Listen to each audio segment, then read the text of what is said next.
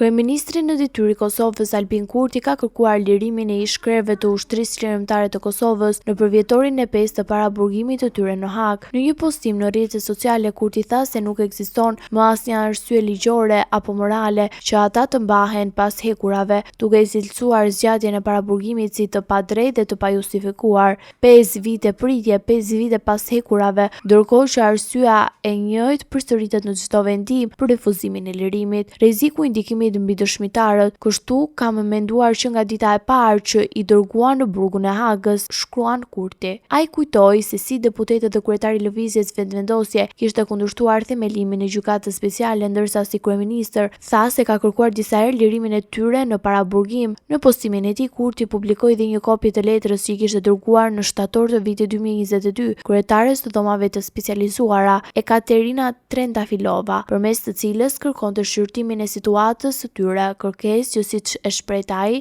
nuk mori përgjigje. E kam trajtuar këtë çështje me përkushtim dhe në heshtje, si kryeministër zyra ime dhe unë kemi kërkuar lirimin e tyre që nga fillimi. Ata meritojnë të kthehen në shtëpitë e tyre dhe ta mbrojnë në liri luftën e drejtë çlirimtare të Kosovës, përfundoi Kurti. Ish presidenti Hashim Thaçi, ish kryeparlamentarët Kadri Vesili dhe Jakub Krasniqi, si dhe ish deputeti Recep Selimi, ndodhen në paraburgim në Hag që prej nëntorit të 2020-s nën akuzën për krime lufte dhe krime kundër njerëzimit. Procesi ndaj tyre ka hyrë në një fazë përfundimtare, ndërsa mbrojtja kërkon që gjykimi të vijojë me ta në gjendje të lirë.